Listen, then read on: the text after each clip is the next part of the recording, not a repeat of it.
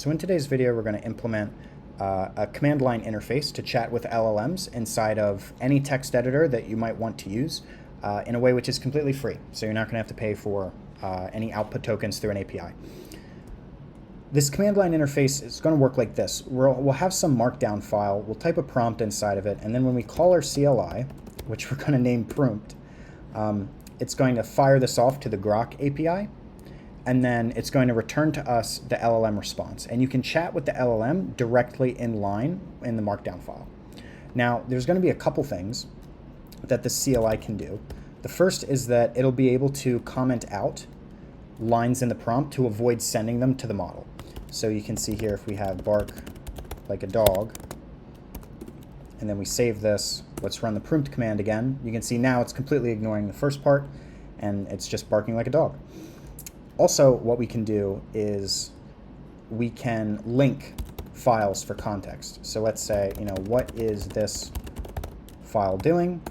And if we use this syntax with double brackets, and let's just link the setup.py file here, we can fire this off to the Grok API. And then it will go through here, and you can see that it's actually reading the contents of this file. So here's the file, here's the dependencies, and then this is the actual entry point that our command line is running from. And you can see here that it understands basically all of this, right? It knows the package version, it knows prompt. So we're just replacing the file contents inside the double brackets. The reason why this is so cool and why I really like this video is because for the source code in this project, pretty much all of this was written by a large language model. And so this video is really about how to work with large language models in order to get out good performance and in order to make your work go a little bit faster. So we'll talk about what makes good prompts, how to think about LLM outputs, and then how to maintain control over your project and, manage the LLM, not the other way around. So in order to build our CLI to work with large language models, we're going to use a service called Grok. You can think about Grok as kind of like the OpenAI API, except they have their own proprietary hardware that makes inference with LLMs significantly faster.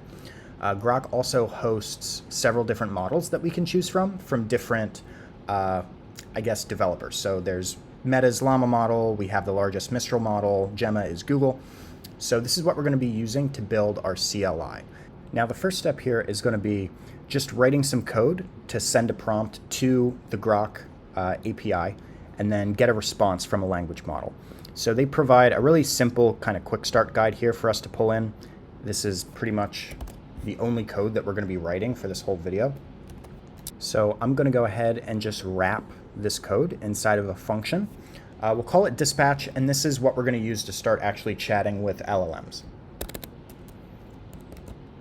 So while I'm formatting this function in the background, what you're going to see is that we're really passing two parameters to the language model. The first is a prompt, which is just what we're asking it to do, right? And then the second is a sysprompt. A system prompt is going to configure the LLM's behavior so we can get it to act as like a software developer or a manager, whatever really we want it to do. Now that we have our dispatch function configured properly, let's go ahead and send a prompt to a model. So we'll say if name is equal to main, then let's print out dispatch of say hello. This should be good. We'll pop open a terminal and let's run this Python file. And you can see the response from the model. Hello, it's nice to meet you. Is there something I can help you with, or would you like to chat? So the interface that I want to go with for this CLI is I want to have a file, and it'll be a markdown file. And inside of this file, we're going to write our prompt. So let's say that our prompt is say hello again. We want our program to basically read the contents of this file, convert them to a single string, and then pass it through the dispatch function to our LLM. So let's start actually with a good bit of prompting here. So the first thing we want to do is let's set a system prompt. And for this system prompt, let's say you are an expert Python developer. Your job is only to write code. Do not explain the code that you produce. Okay, this is just because LLMs like to yap a lot, and really all we care about is the code that it's producing. We don't want it to explain the code to us because ideally we should know what it does already. So then for our prompt, let's say, so back again, a lot of this video, I'm just going to fast forward through me actually writing the prompt so that we can get to the code generation and actually talking about it. So notice how we're going to be writing our prompts. In my head, I already know what this function really should look like. And so when I'm writing the prompt kind of reads like this function. First, we're going to open the contents of a markdown file. Then we're going to ignore all lines that begin with this. Then we're going to concatenate everything into a single string. So you don't just want to put, I want a function that does this and this and this and this, because then the LLM has no idea about the structure or the flow of the function. So we need to start thinking of ourselves as managers rather than programmers when we're actually working with language models. Now let's go ahead and let's pass our prompt to dispatch, like this. We'll also pass our system prompt as well. And let's go ahead and send this up to Grok. When you're working with LLM output, it's not a good idea to just copy and paste it into your code, see if it works, and if not, paste the error message back to the language model. This isn't really good. What you want to do is, again, you want to act as a manager. So understand what the model's doing. If you don't understand what the model's doing, ask it to do it a different way that's more kind of in line with your workflow, because otherwise it's going to be a nightmare to work with these things. So this to me looks pretty good. The formatting here is maybe we could do a little bit better, but this is actually close enough. You can see for each line in the file, it's reading the file contents, and then it's joining each line if the line doesn't start with this markdown syntax. So this looks quite good to me. So we'll yank this, we'll paste it in our code, and then we'll just have to format this a little bit. So how do we want to break this up? So as I was looking at this for formatting, I realized that this is actually going to throw an error, and the reason is because you can't do a list comprehension outside of a list. That's what this model's trying to do. So rather than going back to the model and asking it to regenerate, what we're going to do is instead of using Llama3-70b, let's use Llama3-70b. And this is a more powerful language model. Oh, sorry, that's a Vim thing. This is a more powerful language model. And this is just going to give us more correct responses. And we're going to have to do less prompt engineering in order to get it to do what we want. This is a good thing.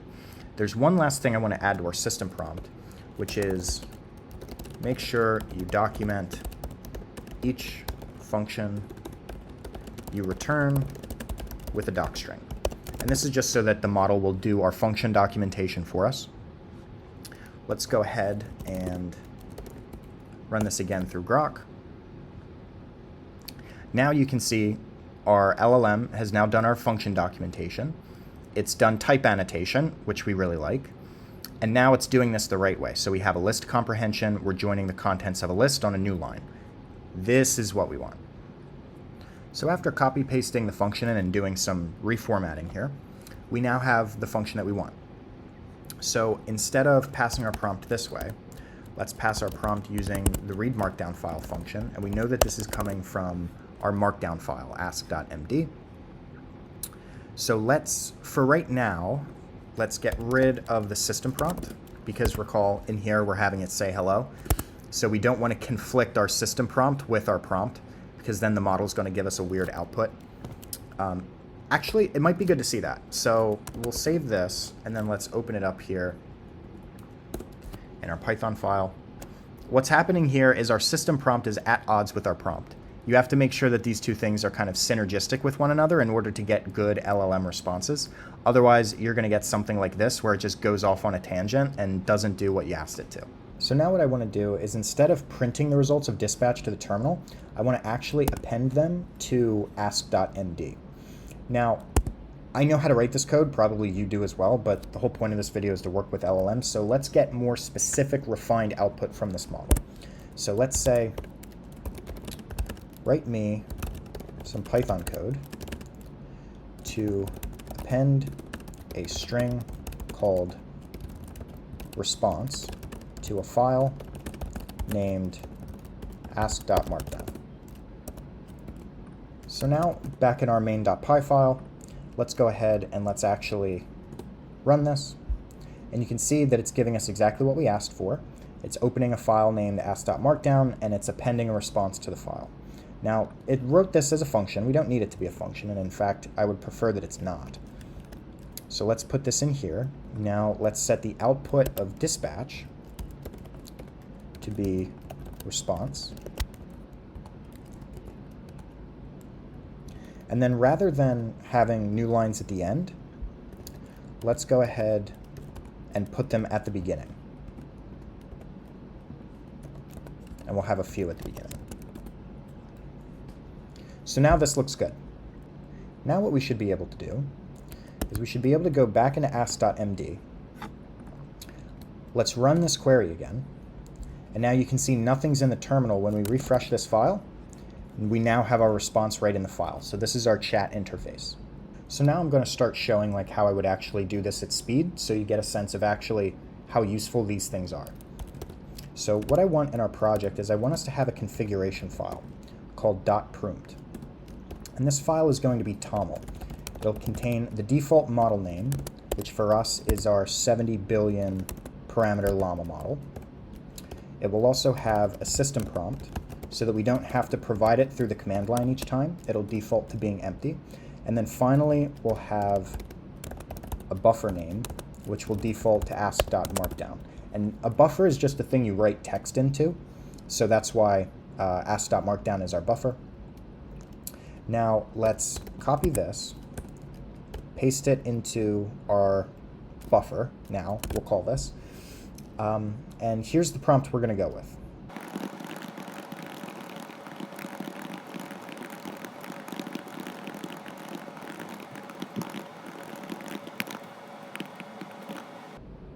So notice, again, we've written our prompt like code. First, we're going to check the existence of a file called ask.markdown. If it doesn't exist, we're going to use a TOML library to create it. If it does exist, then we're going to read the contents, return them as a tuple, and then we give an example of what this file should look like so that it knows when it goes to create it in its function. So let's go ahead and run this.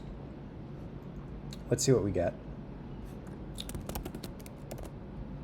So it's using TOML. It's opening our file, writing to it with dump as a dictionary, and then returning everything as a tuple. This looks good to me. What I am catching, though, is that it's using ask.md, so I think that's because up here we did this. Yeah, that's what I thought. So it should be called .prompt. So now let's just delete the rest of the file, run this again. This should fix the output for us. And so it checks for the existence. Good. So it opens it. Now it's writing this in as a string. So let's do something we should have done at the beginning, which is actually set the temperature to be 0 in the request. This just means the model is going to be a little bit more consistent, and you're going to get less variation from response to response. So one more time.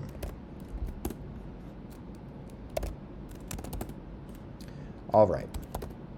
So you can see now, this is exactly right. This is what we want. We're using a dictionary. We're reading in .prompt. Good.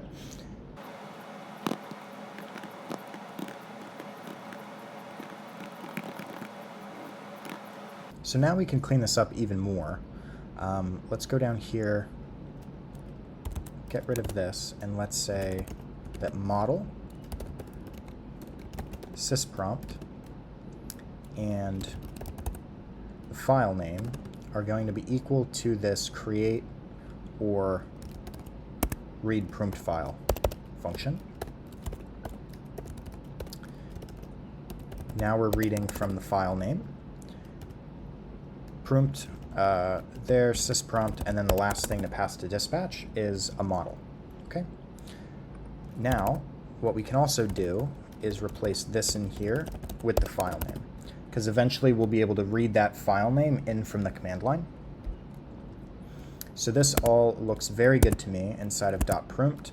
So ideally, we should be able to just pop open another terminal, run this code again, and get the exact same response. Yes, this is good for us. And you'll notice now it's explaining things because in the .prompt we don't have our system prompt anymore. The last thing that we need to do is implement the ability to impute this type of syntax with the contents of a file.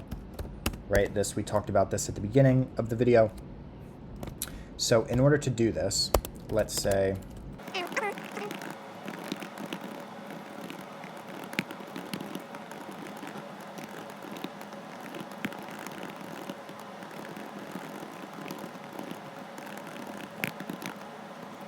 okay, so same philosophy here. We're telling the LLM what to do in order.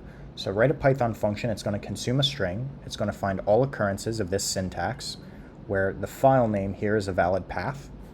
Then replace this with the contents of the file, and this should work for all instances of this in the original string. This will allow us to link multiple models together. So now instead of working in vertical terminals, we're going to use a horizontal terminal so that we're just taking up less space with this. So let's run our Python file, and let's read the output here. So here's the Python function. We're going to replace all the placeholders. So it's going to open it. If it's a file name, it's going to read it, else it's going to return this. I do not like this because the regex doesn't look as simple as I think that it could be. Also, because it's only ever opening a single well, no, actually, because this is doing this for every pattern in the capture group. Okay, so I see it. I still don't really like this. I think the reason why this is writing code in this way is because we're missing a system prompt. So let's go in here and let's tell it again, are an expert Python developer.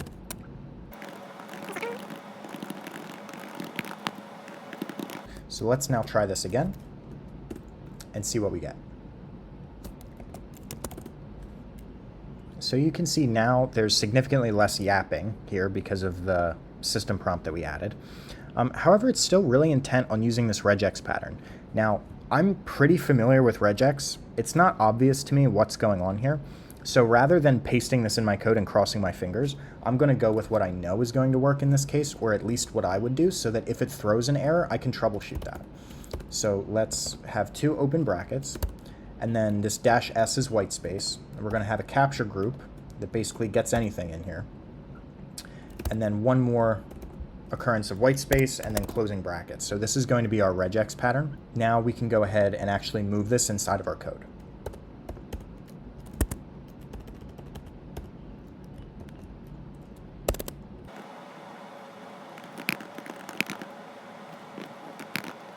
Okay, so now we're going to, once we read the contents of our markdown file, now we're going to impute the file contents.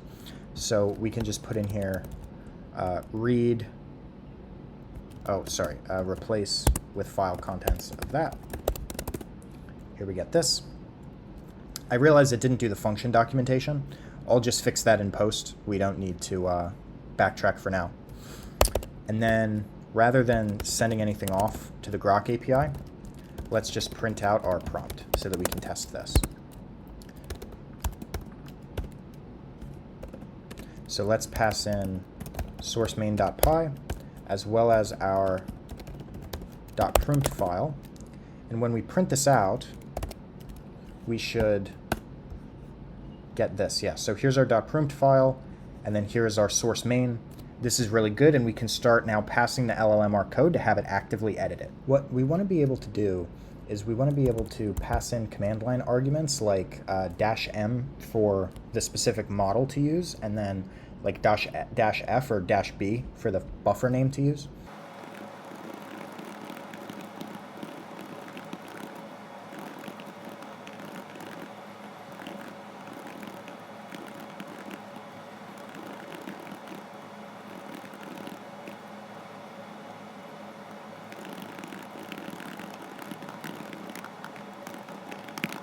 So we're just adding the two command line arguments, and we're pulling the defaults from .print. So let's go ahead and we will run this code.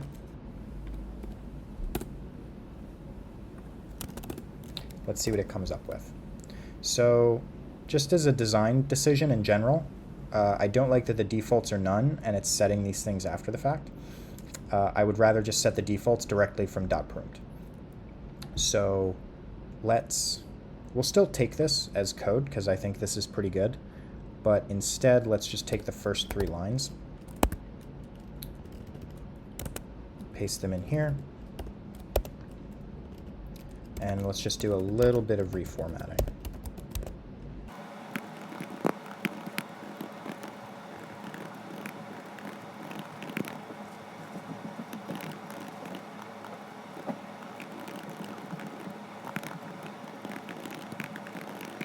Now you might think, I thought we were going to have the LLM do all of this. Why are you copying and pasting so much? Why aren't we just doing everything, like feeding the whole script into the model and having it generated at one time?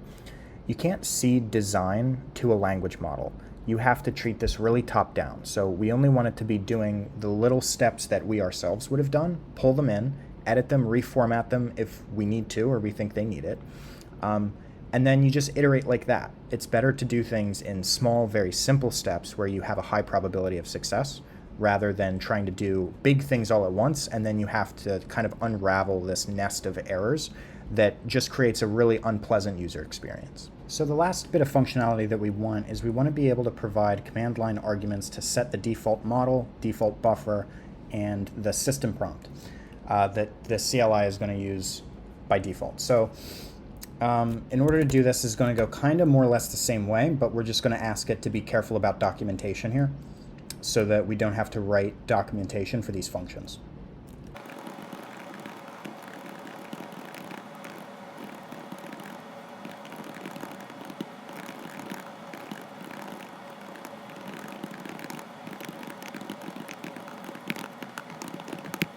So we've kind of cut some edges here in this prompt.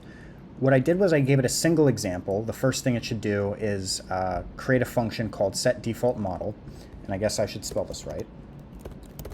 setDefaultModel, and this should consume this setModel argument from argparse that it should create.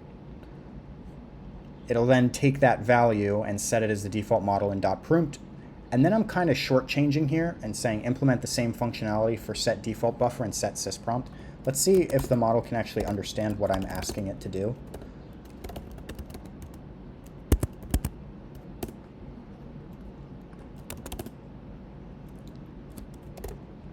So it looks like it is. This all looks right to me. Its approach seems reasonable to me. Now let's say document your functions and return the code to create these arguments.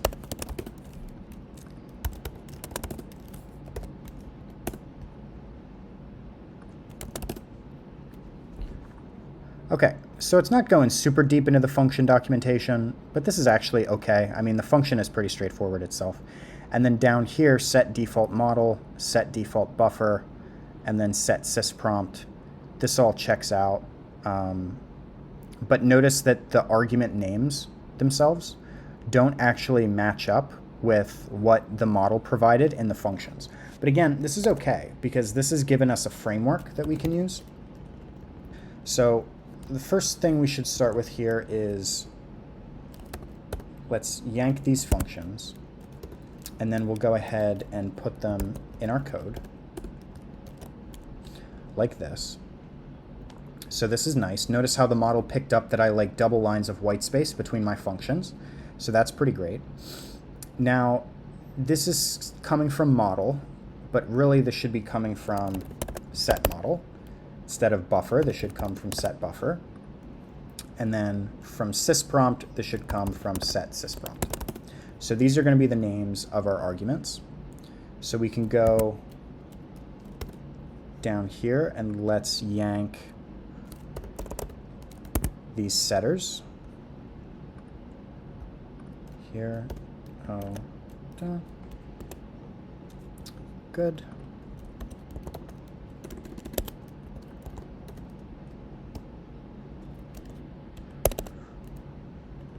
So we have now set default model, set default buffer. We want to get rid of this.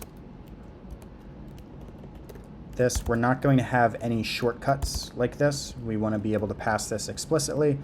And then finally for set sysprompt, that is all this is. So now these arguments that we're going to be reading in should match exactly to the names of their arguments down here. All right, into the home stretch now. When we call setters, we don't want to actually send any prompt to the Grok API. We just want it to modify .prompt. So I'm just going to ask the model to write some code to implement that execution flow for us. We'll see how well it can do.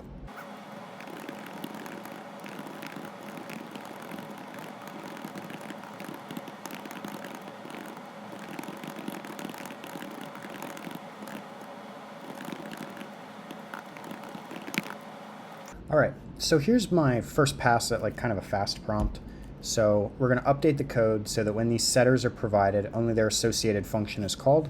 Only one of these arguments can be passed at a time, and if none of them are provided, then we should call the dispatch function. This is kind of general. Let's see if it can kind of infer what I want from this. Let's see. So if this, then we call this, else if this. Yeah, this is literally, this is perfect. This is why these things are so nice. Like, it would have taken me a minute to 2 minutes maybe to actually write out that execution flow, but this model just gave it to me basically immediately, which is really nice. And all of this, as far as I can tell, looks correct. So model arg, buffer arg, prompt, yep, we can just delete that. And now this is pretty much our completed command line interface. Lastly, in order to actually call this package as a command line utility, we need a setup.py file so that we can install it and then create an entry point, basically, that's going to point to our source main.py file. So we're just saying the name of the package is prompt. Here's the requirements. Build us a setup.py file. And actually, this is going to have to be, now that I think about it, prompt.main. We're going to have to rename the source directory. But that is OK. Let's run it. Let's see what it gives us. So here's an example, setup.py. We have prompt, the install requires these things. So it's not quite picking up the package requirements, but I suspect that that's because we put this out of order. Here are my package requirements here. Actually, if we pop open requirements.txt, it's empty. So let's pass grok and toml. Those are the only two ones that we're using. And then now, when we run this, here we go. Here's our setup.py. It requires grok, toml. It's pointing into prompt at main, and then it's going to ask for a main function. So all we're going to do is simply define a new function called main.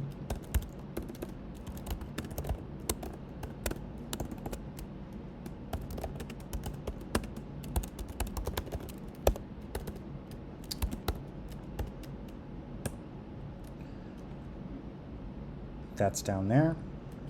Good. And then here we will put main. So all this entry point is saying is we're going to call the main function in source.main, and we're going to rename source to, there we go. Okay. So this to me looks right. So let's create our setup.py, open this up, and then we'll paste the contents in there. For prompt, install requires, good. Now let's pip install this package. Generates an egg because the package was successfully compiled. And then we can go ahead and say prompt. And you can see that it ran. Whatever it generated, you know, if we go here, it would be down. Yeah, so it just kind of duplicated its output, but that's okay. So this is our completed CLI.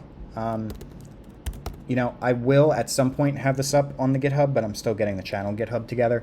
So anyway, I hope this was informative about how to work with language models. The main takeaways, if there are any from this video, is you know, treat it like you are its manager. Make sure that you are always in control of the structure of your project and any major design decisions that are going on. Never use LLM code if you don't know precisely how it works and if it doesn't look like code that you yourself would have written. To structure good prompts, make sure that you provide instructions sequentially and in order rather than just a dump of requirements that the LLM should try and figure out itself. And always provide context when it's possible, whether that's file content or whether that's additional documents. That's only going to boost model performance. Of course, always use a good model. That perhaps is the most important part of working with language models, right? So that's all for this video. I'll have the next video up hopefully in a couple days. See ya.